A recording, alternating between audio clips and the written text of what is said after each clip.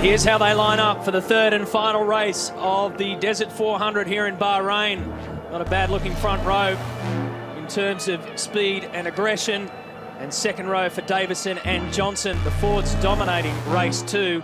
Craig Lowndes and Stephen Richards make up the third row. We go back to Dean Canto. That's where we find the leading Holden. He's alongside Russell Ingall.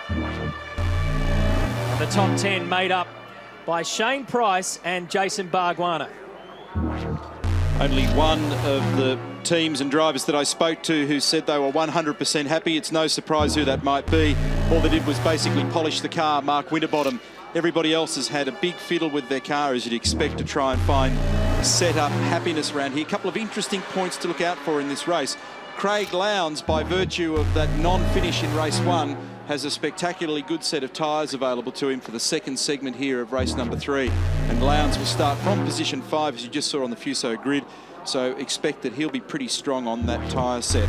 Some other information as we look down through the field. Jamie Whincup, his teammate there, starting down the order. Garth Tander, we heard him complaining about what he thought was the shift cut, which assists the driver make the flat shift.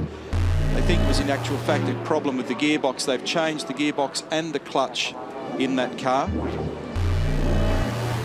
They've also changed the springs in Todd Kelly's car and thrown a vastly different setup at it. And the reason why Jason Bright was out of business in that second race was the damage that you saw. Broken lower pin in the front suspension made an awful mess of his car, and there's Brighty, unfortunately, right down the back of the order. And as Matthew detailed a few moments ago, 3 drivers in this field who've effectively been penalised, the equivalent of a pit lane drive-through penalty, which has been assessed as 38 seconds. They include Paul Dumbrell, Lee Holdsworth and Paul Morris.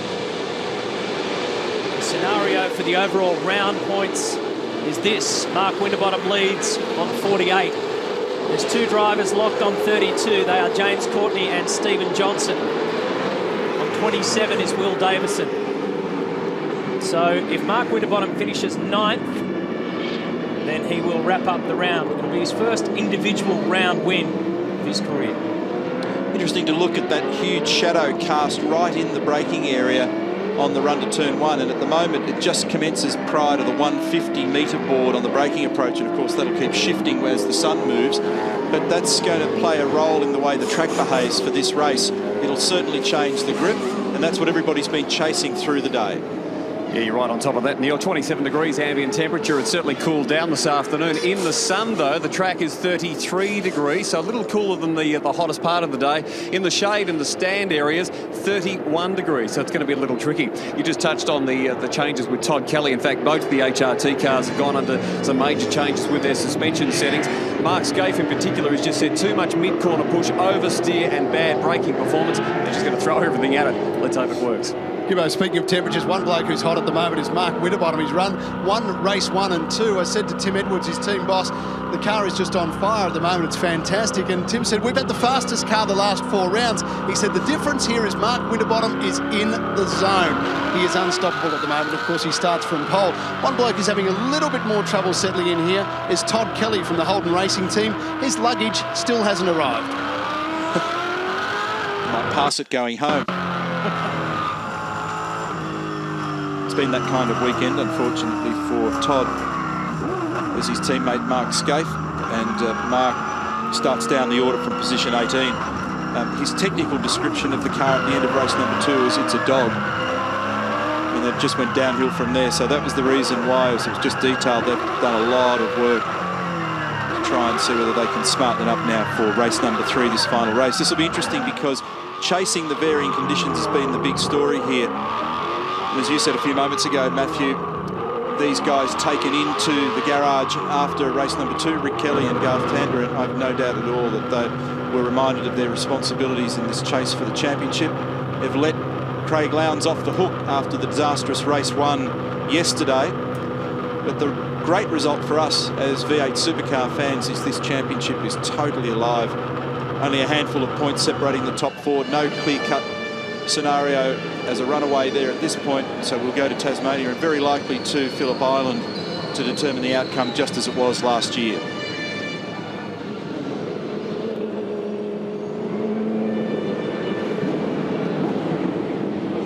Great result also in that last one for Dean Canto, getting inside the top 10, finishing up in position 7. And his team owner and boss, Gary Rogers, asked me to pass on to his daughter, Michelle, happy birthday. It's her 40th, watching back home in Australia to see how Dad's team goes.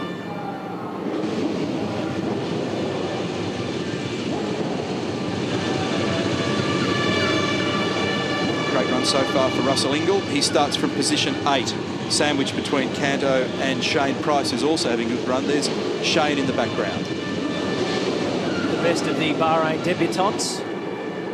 7 drivers experiencing this track for the first time this weekend.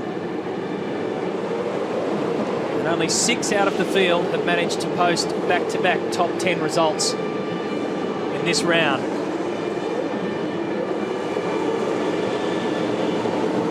So we're all gridded up for the final race. Grid set. They better hold on, folks, because anything can happen at this track and normally happens on the first lap. All out of the box cleanly, really clean start at the front. Down to turn 1, advantage James Courtney, and Mark Winterbottom has drifted back. I think Or has he gone? Scaife was left on the line at the back of the field. I saw a yellow flag go out and a bright coloured car was at the back. May not have been him, but I'll verify it shortly. So Courtney comes through first, Winterbottom shuffled down to 3rd, and Davison moves up. There was a bit of aggro in the mid-pack there on the run to turn 4. I saw someone coming out of it sideways. And one of the super cheap cars has gone off the side of the road down there.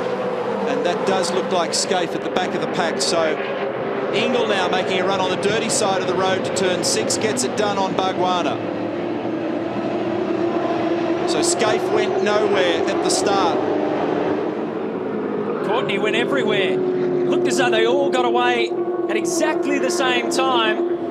But just the power down was much better for James Courtney. Sorry, Mark. Guys, an unusual mistake from the legend Mark Scaife. Stalled on the start is the official report from Rob Starr, the team boss. And Cam McConville's got trouble as well. I think you'll find he's coming in. He was the guy that was off the road down there at turn 4. Someone in that pack jumped out sideways in all the jostling. I suspect it was Cam. Great start, Courtney. Winterbottom's got a little bit of work to do for this one. Now Bargwanna comes back on the inside of Russell Ingall. He's well positioned now for the run to turn 1.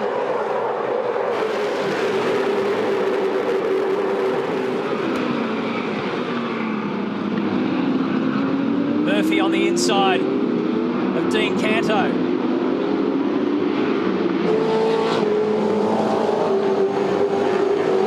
Two cars together again. Tander muscles past Rick Kelly. And they made contact again.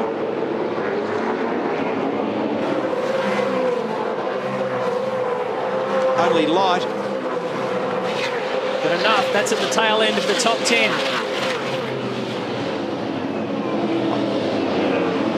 Remember, they changed the clutch and gearbox in Tander's car, and I think that Tander's got a problem. I think the clutch is slipping on that car.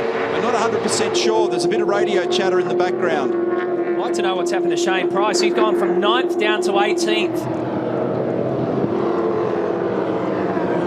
Caught up in all the hoo-ha at the start. The gap, the first real flying lap around between Courtney and Davison was just 0.3 of a second.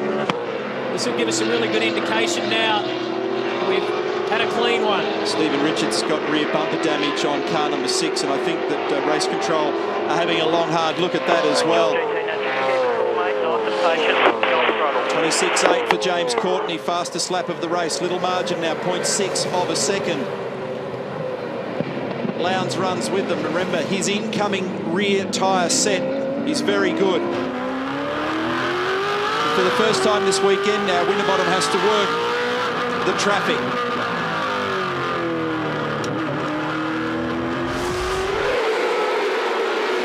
Looking again at the start, and it was Mark Scaife who just sat there, and as Mark pointed out before, stalled it and had to go.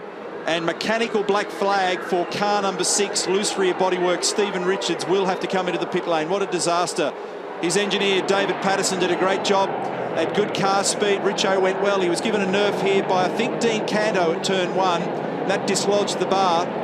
and they got him up from the back of the field after race 1 into the top runners in race 2 with a long strategy and good car pace, and now they'll have to do the run through the pit lane to rectify that damage. Courtney, a little bit of oversteer on the exit for turn 8. Loses a metre or 2 to Will Davison. You mentioned the fact that Winterbottom now has to fight some traffic, albeit only a couple of cars, but just on that turn 1 there off the start, he got sandwiched in between Stephen Johnson and Will Davison. He's managed to steer clear of all that for the first 2 races because he's pretty much led from start to finish. This time around, 0.2 of a second. Back to position 7, Greg Murphy, before you see a Holden in this group. Then it's Dean Canto 8th. Richo on Stephen Johnson. Very close, and remember that he's just seen the mechanical black flag, so he's got to be a bit careful here.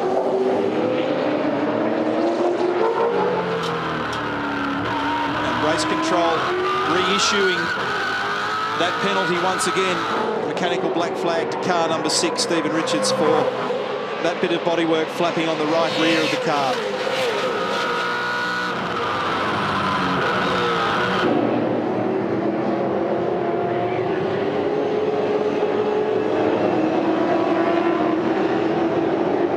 Gap opened up between Stephen Johnson, Stephen Richards, and then that next group involving Lowndes. Quite a margin now, and it's really on here as Winterbottom tries to thread away by Will Davison, who glimpses the rearview mirror, wants to side him and understand where he's positioning the FPR car. Very difficult to pass on the inside here, though, at 9. Will's got the rear brakes just locked a little on the entry. Lap 5, the compulsory pit stop window opens. Held up there. Yeah, I am. My feet are terrible too. The rear tyres Okay, copy that. are average on Mark Winterbottom's car, so what they'll do is they'll bring him in as soon as the compulsory stop window opens, but he might make a spot here anyway, and he does, and Will gives him space. Probably thinking that Winterbottom's got a lot more pace, but the truth is he doesn't really have it at the moment, but I think they'll bring him in anyway. But even that passing manoeuvre might alter the strategy inside FPR. Lowndes tried to take advantage by the change in rhythm in the traffic. One of the things that Craig instinctively tends to be good at is reading what's going on traffic-wise and jumping, pouncing when there's an opportunity. It's a fair old gap between Lowndes back to Stephen Richards between 4th and 5th.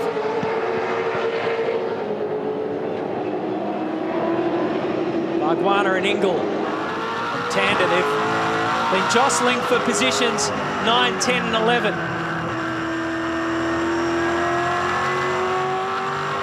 At the start of this lap, Bargwanna was 9th, Tander was 10th and Ingle 11th. Looks to me as though Russell's got in front of that train. And a reconfirmation now for the 3rd time that the mechanical black flag is being shown to Stephen Richards, and so now if he doesn't respond, that may turn into a black flag. So just correcting there. For this lap, I repeat, a pit option for this lap. Garth Tander now 9th, Ingle 10th, Bargwanna 11th. Rick Kelly behind them. That's Jason Richards and Jamie Whincup. And then the 2 Team Siramate cars of Owen Kelly and Paul Morris, 15th and 16th. I don't know that Stephen Richards, from where he was given that call, I doubt whether he was able to respond and come in. So if he gets a 4th warning, I'm not sure how many of those they'll tolerate, but you want to be careful because that could turn into a bigger penalty.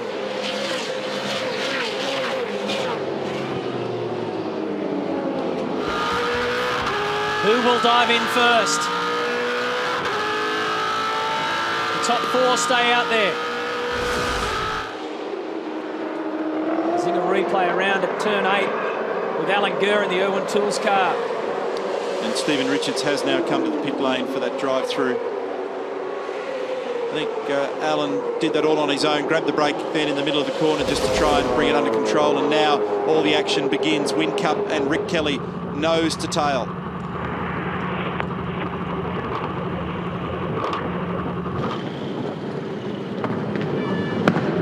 You reckon they've got their speeds calibrated the same? reckon it is.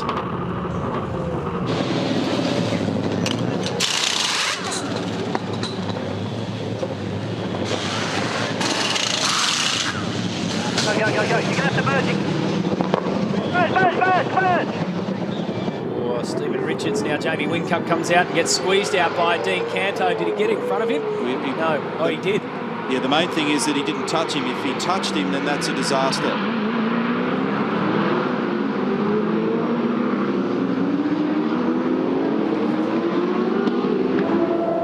Jones and the team BOC, Simon Wills in BOC Ford. So James Courtney, Mark Winterbottom, Will Davison, Craig Lowndes, Tander, Engel and Bardwana all stayed out of the leading pack.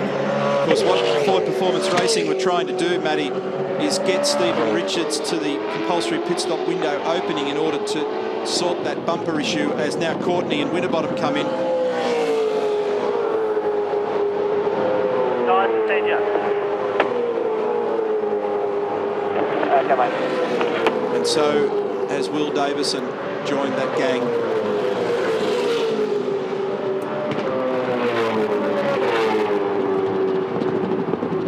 And it feels like you're walking when you come down these long pit lanes at that speed.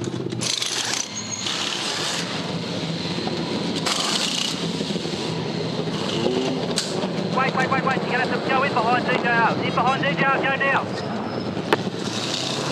Okay, mate, CPS A black flag plus a 15-second time penalty for disobeying the mechanical black flag, car 6, Stephen Richards. So a black flag and held in the lane for 15 seconds for responding too late to that mechanical black flag.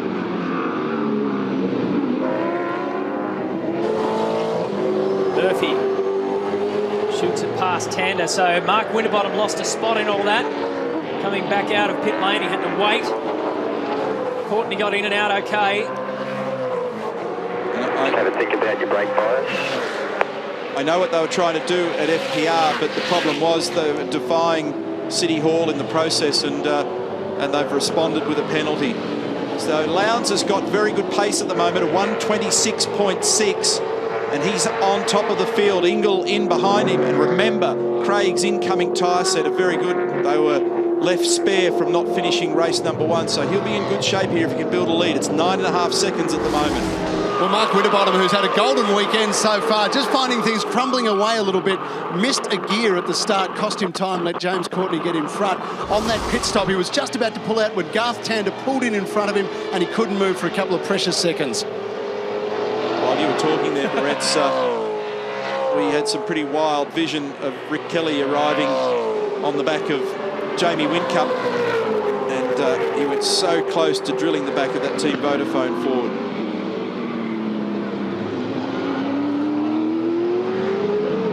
So it's been a bit messy in pit lane, this one, hasn't it? There's been people tripping up.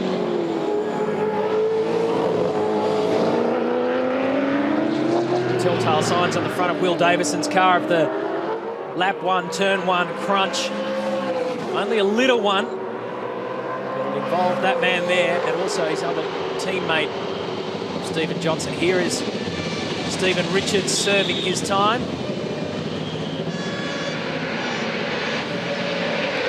"15 seconds, you said, Conley?" Yep. Chris O'Toole there at the front of the car, controlling the car. On here now between Garth Tander and Jamie Whincup. Go.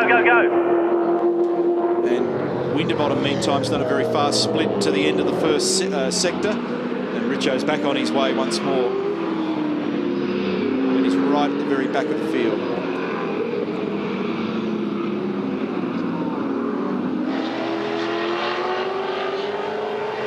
This one looks pretty good. Tander, Whincup, Murphy.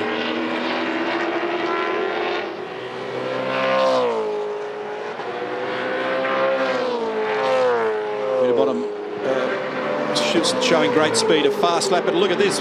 Whincup right on the dirty side of the straight. 126.4 for Winterbottom, fastest lap of the race. And this little battle happening with Whincup getting down the inside and getting it done. Look who's joined him. Russell Ingall's joined in, just in front of Murphy. close as anyone's been to the wall on the main straight there.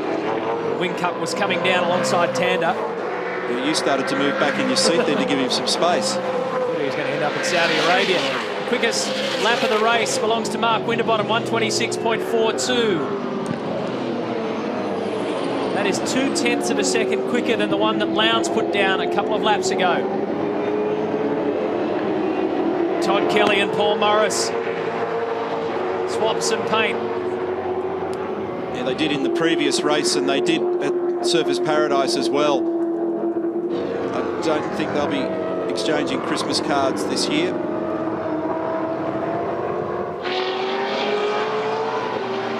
Winterbottom gets past Davison. Or does he? Davison comes back at the exit of turn 9 onto 10, down the straight. These guys have been going at it. Oh, this is side by side into turn 1. Who's going to give? Bit of junk on the road. Lots of it, isn't there? A lot of debris down the right-hand side. Isn't it amazing? We saw Mark Winterbottom in races 1 and 2. Once he had clear air with a good car. Oh, great move. Great crisscross move. Really nicely done, Mark Winterbottom. He had car pace in races 1 and 2. Nice work, mate. Great work. But once you're with other cars, it's so much harder to be able to use what you've got. Now he might have a bit of clear air. That was a very, very cool move. Nicely done. There was never any doubt about it. Didn't look like he was going to put a scratch on it. And he just crisscrossed him on the run up to turn 4 and sliced and diced before Will could blink. And James Courtney is 4 seconds ahead of them. Here's the Zinger replay that shows the move. Ducked it in straight away, just pure confidence and total control. It was a good move. Tim Edwards, the team boss down here, something to smile about, but not a lot of smiles going on with the Steve Richards scenario. You're not happy? No, I mean, it's very disappointing, you know, that he was clearly run into at the first corner, and the driver who ran into him, Canto, just drilled him and carried on drilling him, and there's been no penalty for it. So it frustrates you when we receive the penalty for somebody else's incompetence. Thanks, Tim. No worries. Front right tyres gone on Jack Perkins' car. He's down to the rim by about now. So a bit of shove with Max Wilson, a bit more than a shove. Thank you very much.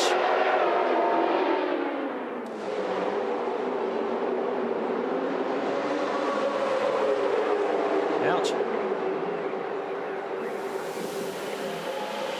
That's down to turn 1.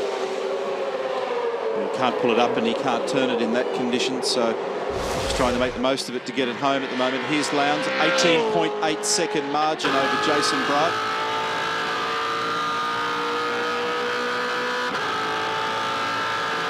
Lee Holdsworth and Paul Dumbrell, John Bowen, Mark Scaife. They're the guys yet to pit. They got rid of the front right wheel. Oh, and car number 88 is going to get a black flag, an unsafe release into pit lane. Remember, we speculated on that for Jamie Whincup, so he's going to have to go through the pit lane. That's big news. And as we watch more of the chaos here, it's Kelly and Paul Morris, and it's a bit of push and shove. And between those guys at the moment, it's getting ugly. Here it is again.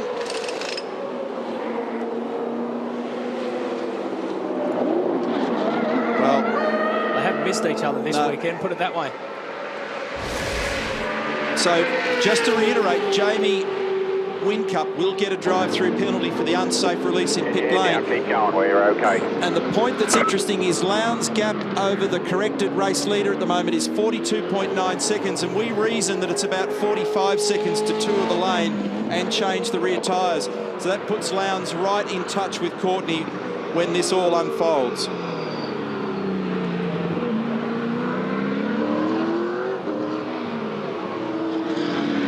Jason Bright's had a very tough couple of rounds. Not only as a driver, but as a team owner, a very costly couple of rounds at Brightech. Well, I had a feeling that Whincup was going to be in strife with that release with the whole stop-go process. And there he goes in the background into the pit lane. This is the man that's the corrected race leader. Courtney from Winterbottom, then Davison, Stephen Johnson and Tander. Meantime, Lowndes has a margin over James Courtney of 42.5 seconds. So he's going to have about in this lap, 2.5 seconds. Valve up, valve up. Okay.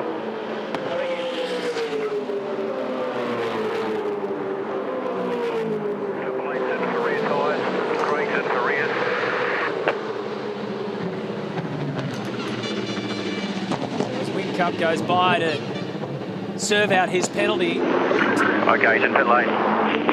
That was Team Vodafone also calling in Craig Lowndes, was it? Correct. Yep. So here he comes right now. This will determine.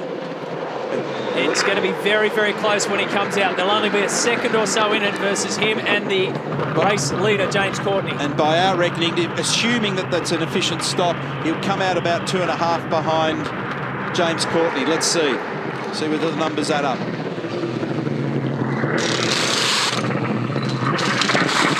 And Todd Kelly's parking the HRT car. Just watch your podium emerging between Courtney and Winterbottom. The good news for Lowndes is that there's quite a bit of room between those two. And this is the sexy tyre set for Craig Lowndes. Those tyres on the rear of the car were left over from race 1 unused, so they're in very good condition, and he has to run fewer laps to the end of the race. Spot on with your calculation. Oh, you were within 100th of a second. There you go. Professor. Courtney leads, Lowndes second, Winterbottom third. That's the corrected order. Lowndes with the best set of boots, with 17 laps remaining. And Clinton Wilson has just been on the phone to Mark Winterbottom and said, expect to see good pace from Lowndes. He's got green tyres on the rear and he's going to be quick. And that same warning will go to James Courtney. Lots of eagle eyes up and down the pit lane. They know precisely what their key opposition are up to. Both black cars across the weekend. The Jack Daniels Commodores have been going pretty well, but Shane Price has put in some pretty good times. Jack, you're out of the race, though. Yeah, it's a shame. It seems every time we get in a good position this year, something seems to happen, but I guess that's motor racing. I don't know, I must have walked under a ladder there somewhere. Appreciate that. Thanks again. Thanks, guys. Cheers. 16 laps remaining. 16 remaining. But as you can see, Courtney in front, Winterbottom behind. Oh, some trouble here between Steve Owen and Mark Scaife. It's been a horror weekend for both the Holden Racing Team entries, and did Mark do that on his own? Then I think Steve Owen may have just been dragged into it. Not sure. Look, Lowndes already making massive ground on Courtney. He's just got tyre grip on his side. Traction and lateral stability in the car with that extra grip in a place where grip is king makes all the difference. And look, the sort of gains that he's instantly making. And Lowndes has done a very fast split to the end of the first sector on this lap of 31.9. What does all this mean in championship land at the moment? It means as they currently sit on the road, Garth Tander 524, 23 points clear of Jamie Whincup, 501, 499 Craig Lowndes, expect that to change, and 489 Rick Kelly in fourth. Oh, a little oversteer moment for James. He'll slice him easily here. So Craig will get down the outside, or the inside I should say, for turn 9. James Carr just getting sideways at the critical moment on the throttle, so that was pretty easy for Craig. And Craig just wisely slows his car up enough in the mid-corner so that he can't be crisscrossed, and then he'll dive to the right. Race it, mate, race it. That was the fastest lap of the race, 126.35 for Lowndes. Yeah, that's very quick. It'll be very difficult for James to respond. Craig is going to dance away there.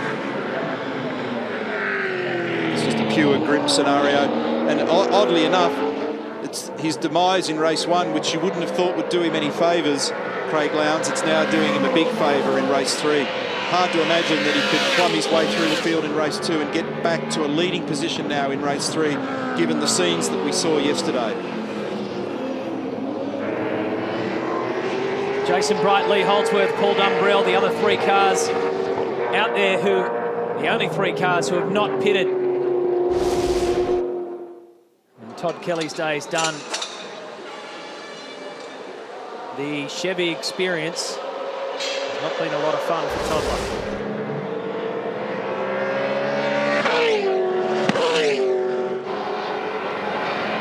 A couple of things to consider here. One, the overall round victory, Mark Winterbottom.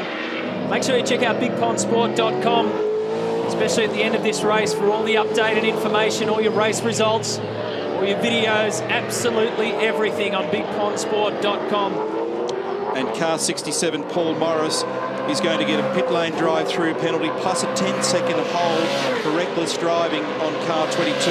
So Paul Morris, pit lane drive-through penalty plus 10 seconds held in the lane for the incident involving Todd Kelly.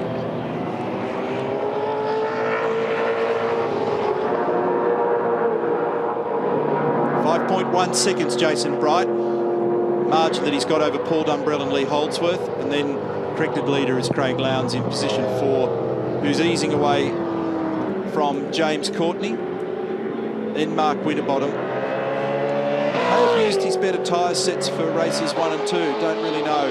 But either way, Winterbottom is in great shape for the round this weekend, currently sitting on 60 points. Of course, that'll shift a little after these remaining drivers take their compulsory pit stop, Bright and Paul Dumbrell. Well, guys, you know Todd Kelly's normally pretty relaxed in pit lane, but I've never seen him quite like this. He is just so disappointed and so angry with what's gone on here. The car's had steering problems all weekend, and it actually became unsafe to drive, and so they brought it in, they parked in the garage, and that is the end of Todd Kelly's weekend, but he is just furious at the moment. They tried a radically different setup on that car for this third race as well, just to see whether or not it would give them a yield. But it's been in this battle all weekend and in the previous round with Paul Morris, and it's ended in aggravation for both of them, unfortunately. Russell Ingall, position 9 here at the moment, in front of Canto, in behind Tander. And as the guys out the front pull into pit lane, there's only Bright and Dumbrell left. The order, of course, becomes corrected. The points then go alongside that, and what's going to happen is that Craig Lowndes, as he moves up the corrected order, will end up moving up into second overall on the championship. Jason Bright's in the lane, by the way, so that leaves just Paul Dumbrell out there. He's in control of the race at the moment. Bright being serviced for his rear tyres. And that moves Lowndes up to second here. Friday, you can see how little grip there is on that concrete. Looks cool, doesn't it? Go. Slider in. Pit lane speed. Green CPS light. Stay to the right on exit of pit lane.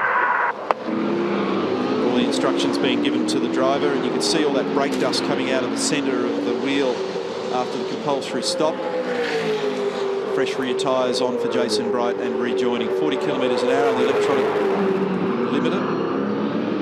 And car 67 still has an outstanding black flag for that infringement on Todd Kelly, and it is pit lane drive-through penalty plus 10 seconds held. And in fact, I think he's there in the background. I can see the Cirame car 67.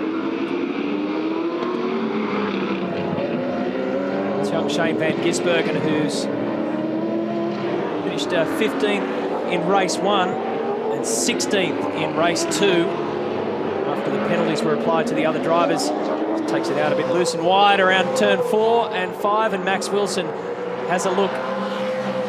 Just having a look, boys, at some of the brake temperatures. I'm down here in the SBR bunker looking at the front road attempts of James Courtney's car. Some of the chances you normally see at some of the circuits, they'll cool down to about that 430, 450 mark. They're not getting any cooler despite the length of the straight down here, but about 550, and they hover up towards that 900 mark at turn 1, the big stop.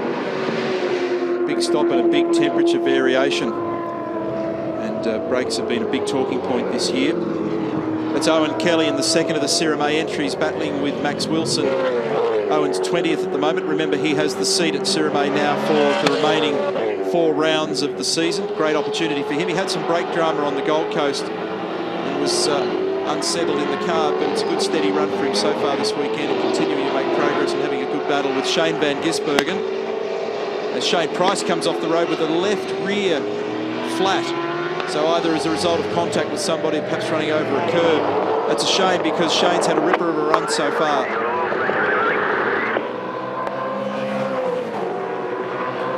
Garth Tander here is 7th. chasing down Stephen Johnson.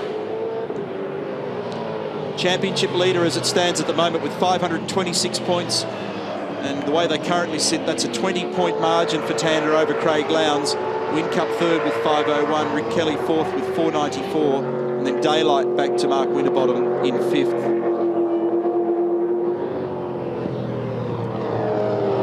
Looks like he's got a bit of extra pace at the moment, Tander. No, even looking at the splits to the second sector, they've done absolutely identical times, Stephen Johnson and Garth Tander. He's hunting for a little bit of cooler air on the run down to turn 9.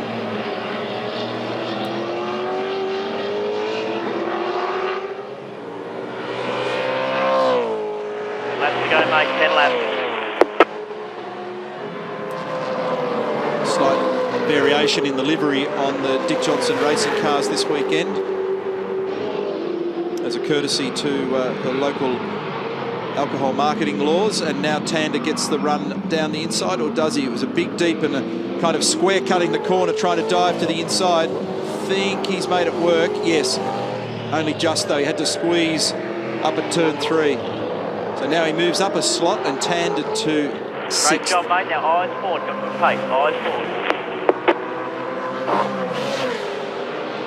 And Matt Nilsson, Garth Tander's engineer, just trying to manage his athlete to the checkered flag to get as many points as he can.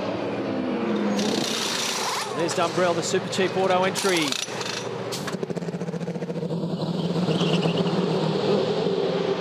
Brake dust, yeah.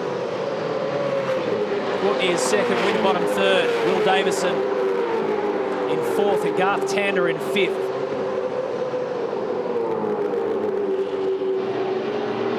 There's Jamie Whincup, who's desperately trying to get into the points for the first time this weekend. Nice work, mate, nice work. He's got around Alan Gurr, so that moves him up one spot. Got one spot. Mission on his hands though, hasn't he, after the drive-through penalty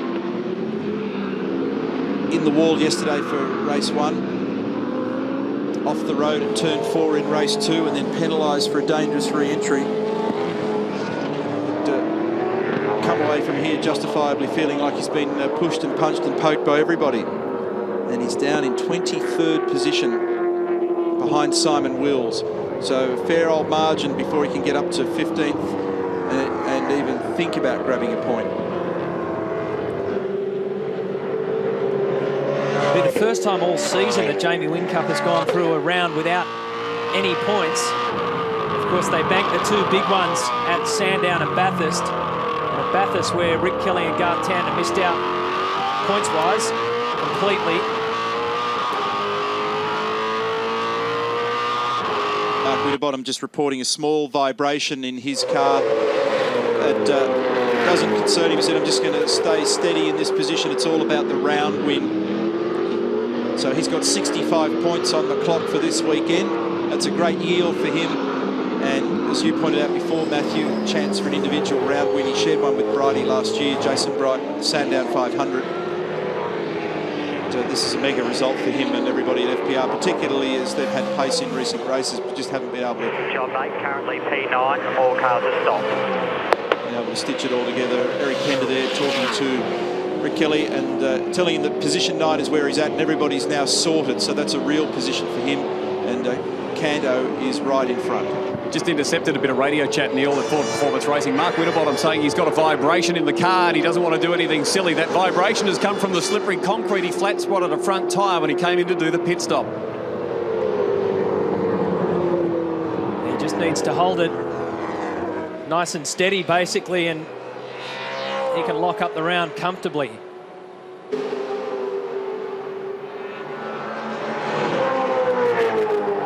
Lead for Lowndes is 5.6 seconds over Courtney. And he's making margin because he was 0.4 quicker again on that lap. Lowndes at 27 even, at 27.4 for Courtney, at 27.6 for Winterbottom, 27.9 for Will Davison, 27.5 for Garth Tander. So Garth has got some pace, as you'd expect, but it's going to take him a little while now before he can do much with it.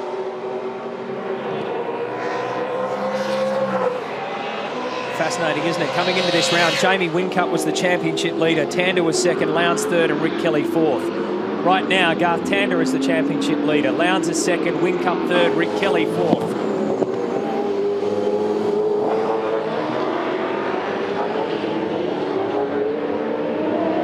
Jason Bright recovering from being in the wars for race number 2 with broken lower shin in the front suspension, and that shocking round for him on the Gold Coast. In fact, quite a bit of difficulty recently, including at Bathurst. A great strategy run up there, and a huge expense bill for damage this year, but promising signs that there could be some pace there in the future.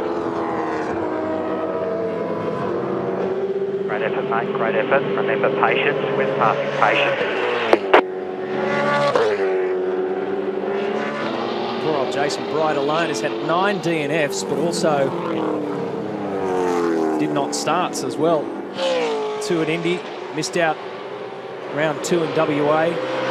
Rick Kelly's about 0.4 quicker in the middle sector then than Dean Cantor, so he is starting to close that margin. Still got a little way to run though before he gets right in touch. It's been a pretty good run so far for Dean in this round. Garth Tander, the leading holding. Campbell Little and Craig Lowndes have an exchange on lap 27. Just to guide him through the final 5 laps. 6.7 seconds, the difference that time around. Further 5 seconds back is Winterbottom, who with 65 overall points for this weekend will win the round.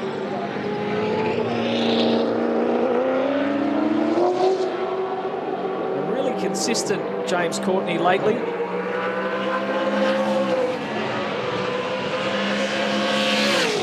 Second with his mate David Bernard at Bathurst. And 3 races in the points in Indy, which is not easy to do.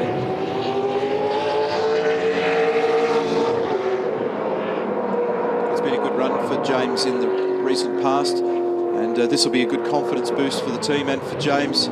On target now for second placing in the round. Starting to hot up here a little as Tander now gets a bit closer to the back of Will Davis and within striking distance, within a couple of car lengths.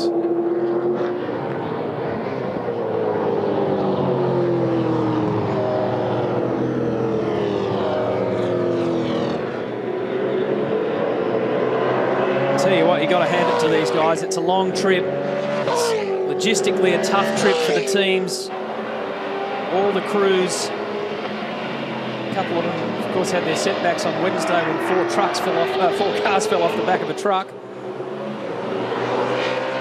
Pieced all that together. It's been hot, hard, tough work.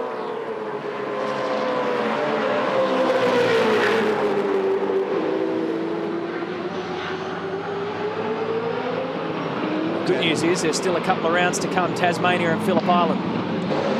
Tander definitely closer now, and the DJR guys wasted, relaxing on the floor. A little bit of overacting too. Yeah, it'd be nice and cool in there, I should think. Very hot, tough conditions in the last couple of days, and at a tough end of the season, just with a number of races really closely spaced. And a huge workload. Bathurst, the 1,000k race, a massive event. Even if you have a perfect run, the turnaround off the back of that is huge for the teams. And then Indy always throws up a wild card, inevitably some damage with the concrete walls all around it. A very exciting race meeting. And then a flyaway presents its own set of challenges as Tander looks again. He's definitely got a tiny bit of extra pace. It's a question of trying to use it at the moment. Where can he do something? There aren't too many options around here. He's certainly having a probe. He knows that at the moment, every little point counts, particularly with the seesawing fortunes for both key championship contending teams. Good job, mate. Good job. Have a drink. 3 to go.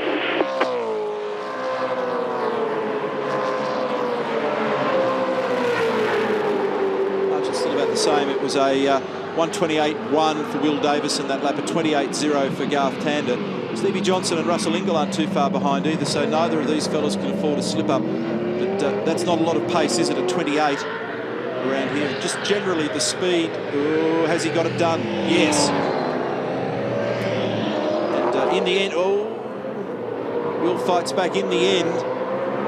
It was a crisscross move and it worked. Just get fourth for the weekend. 3 to go.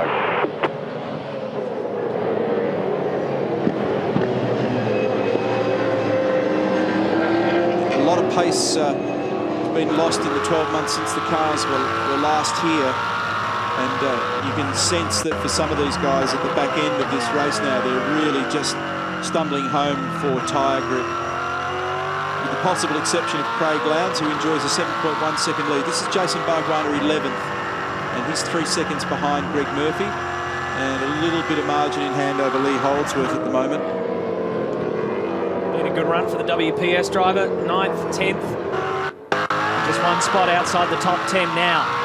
And that was the target. They've had a run of top 10 performances recently. As Jason Bright's off the edge of the road here. White flag signifies that he's just touring along. That's the parallel back straight behind the main grandstand and pit complex, and he's just pulled off not very far from our television compound, in fact.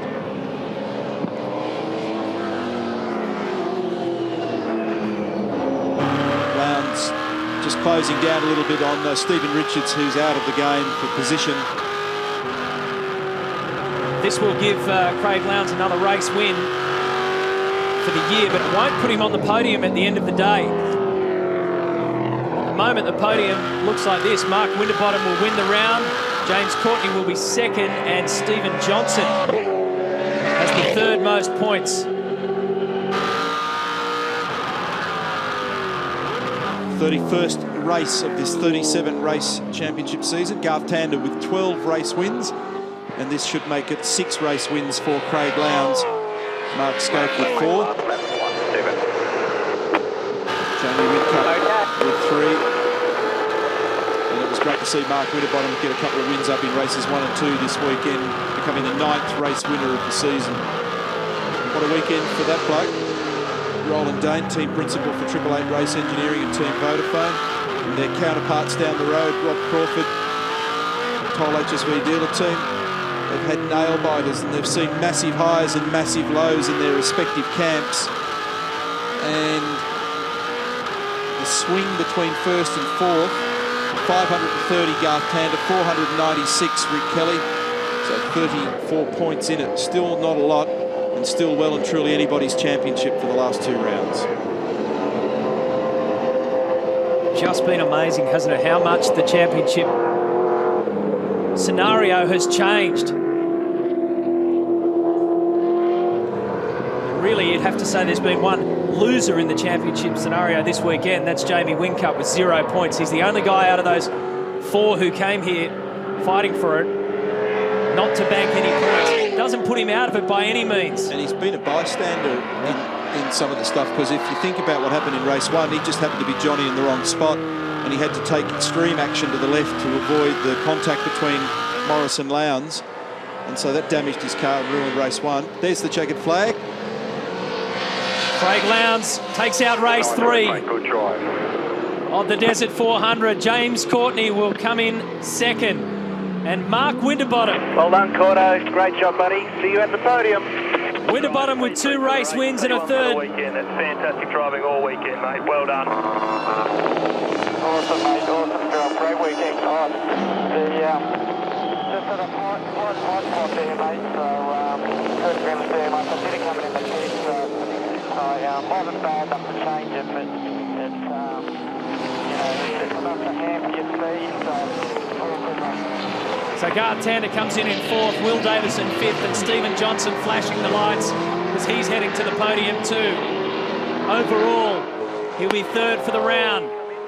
Jamie Whincup had a really tough battle. He misses out on the points. Finishes in 16th. Can you believe it? 1 spot out of the points. So 3 straight races with championship leader coming into round 12. will head to round 13, third on the series ladder.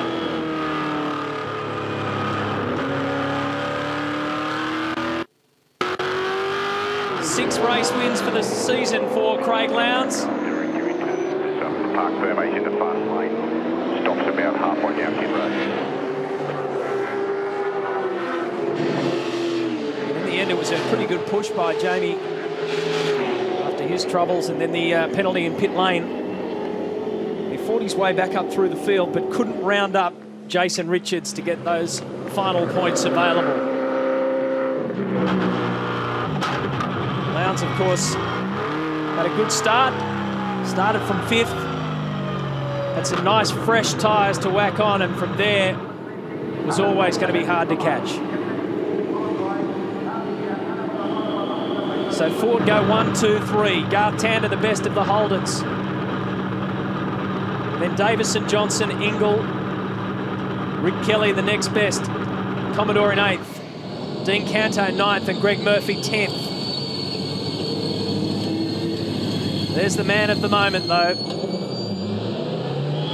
Such a solid weekend. And at the other end of the spectrum in the circuit, Jason Bright again finds himself walking back to pit lane.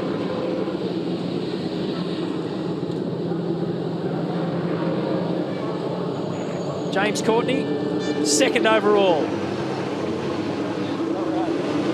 Craig Lowndes, winner race 3.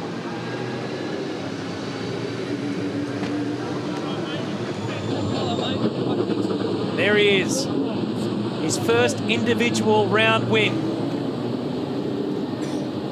for Mark Winterbottom. It's been that kind of weekend. He's knocked off a few firsts this time around. So the race 3 results look like this. Car 888, car 4 and car 5. Garth Tander, that's so crucial in terms of the championship to be right up there, and also, especially with Craig Lowndes leading that race. Davison and Johnson, they're putting in such a good back end of the season at Jim Beam Racing. Ingle, Rick Kelly, Dean Canto and Greg Murphy. Down to 15th, where Jason Richards picks up the last available points. Yet again, another good performance by the 18-year-old Kiwi, Shane Van Gisbergen, who's raising a few eyebrows. John Bow in 18th, and Max Wilson down there in 20th. And then to the rear of the field, where Scaife Jones, Will Skur, Stephen Richards, Shane Price, and then some DNFs back there in Jason Bright, Paul Morris and Todd Kelly. But Frosty, it's his weekend. He's the champion of the Desert 400.